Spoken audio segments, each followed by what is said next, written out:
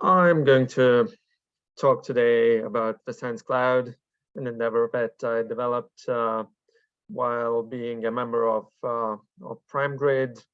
And well, I've been working on BOINC for over 15 years now. Started at the very beginning, and I started the PrimeGrid distributed computing project. But later on, I expanded my involvement in BOINC. And the Science Cloud is one of the side projects that I've been working on. So what is the Science Cloud?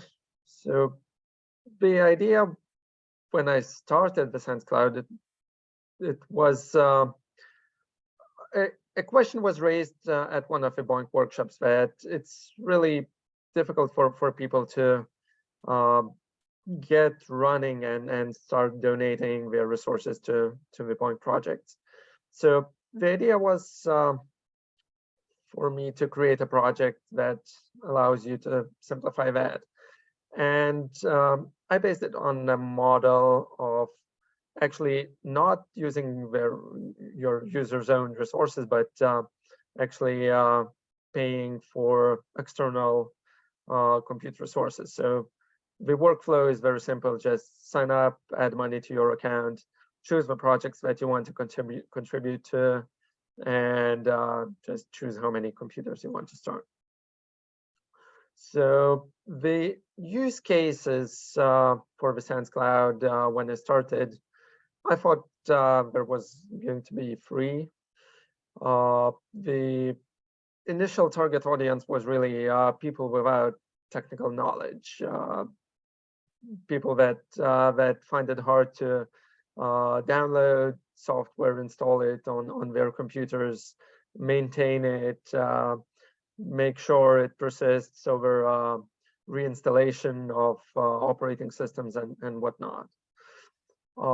Another use case that I thought would be important would be people who don't really want to own additional hardware from the one that they already have. So let's say they have a single computer and they're fine about that, and they don't really want to buy any other additional hardware, but they would still want to increase their contribution to science. And the third use case was I would target people that don't have a stable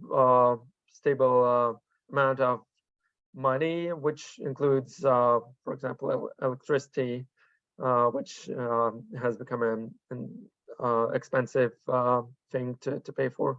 So if people have variable expenses, they could choose to contribute 1 month and not contribute another month, whereas investing money into hardware at once would eat up a significant amount of their cash. So these are all fine, but once I actually launched the Science Cloud, I found out that there's actually more target audiences that people are using the Science Cloud for.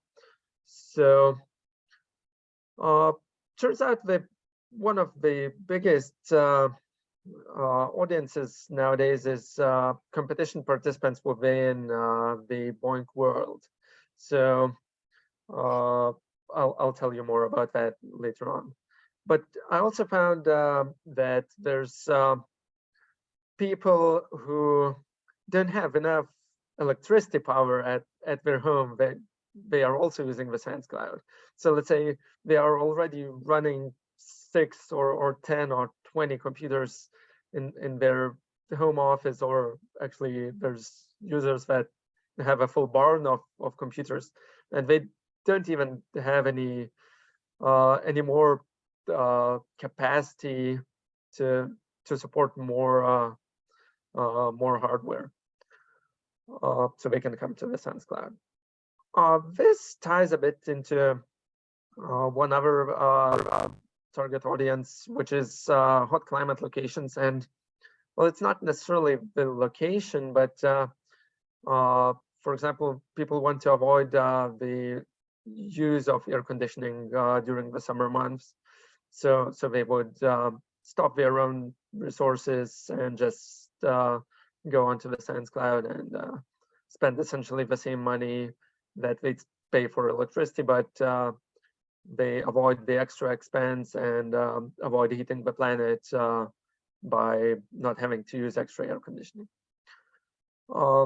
One additional use case that ties into that is the high energy prices, and the last year saw extreme price increases for electricity, and well, my own electricity price reached 68 euro cents per kilowatt hour last summer, so I really just stopped all the crunching. But yeah, the prices on the Sans cloud are fixed, so you can actually run your computations cheaper than just running at home. And the last additional target audience that we found is that people are actually liking a prepay model. So this is a bit different from using your own resources, but some people are already using external clouds to compute. But the way they operate is you essentially add your credit card and start running. And if something happens, you rack up hundreds or even thousands in charges. So with the Sans cloud, what you top up, if that gets exhausted, your computers get shut down and you don't pay extra. So like I said, one of the biggest use cases actually project competitions within the BOINC world. And I can give an example for Prime Grid, where we run lots of challenges pretty much every month. And the entire month of February is dedicated as a Tour de Primes, like in Tour de France cycling competition, just for finding primes. So people really got into that this year, and I saw users getting 2,000, 3,000 CPU cores for maybe just for a day, and maybe 50 GPUs per user.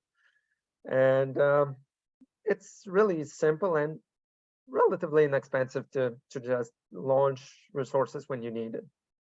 And we actually, at a peak time of February, we ran over 8,000 CPU cores and 150 GPUs at a single point in time. And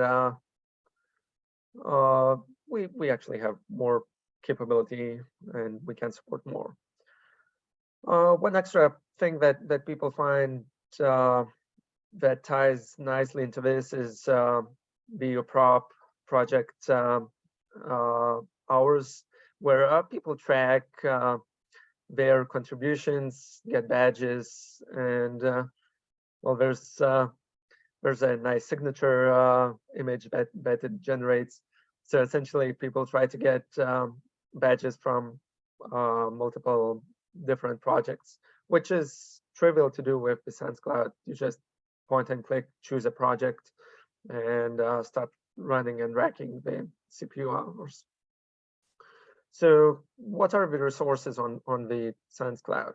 So what we don't do is we don't own hardware ourselves. I buy resources from the public clouds, such as DigitalOcean, Google Cloud, AWS, and some additional cloud provider integrations are in development.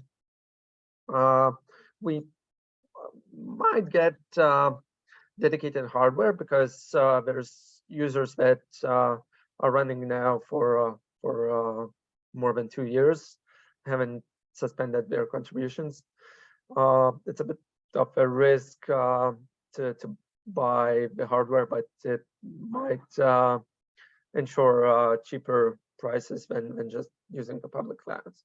But in general, we try to use the cheapest possible instances that can still contribute. And over the years, we ended up running on either a single core, 8-core, or 12-core Intel and recently AMD instances. I have also provided NVIDIA T4 GPU with just basic one CPU core instance types, and other instance types are coming soon. These instances are just targeted towards BOINC projects using the least possible memory and disk capacity to minimize the cost for the end user.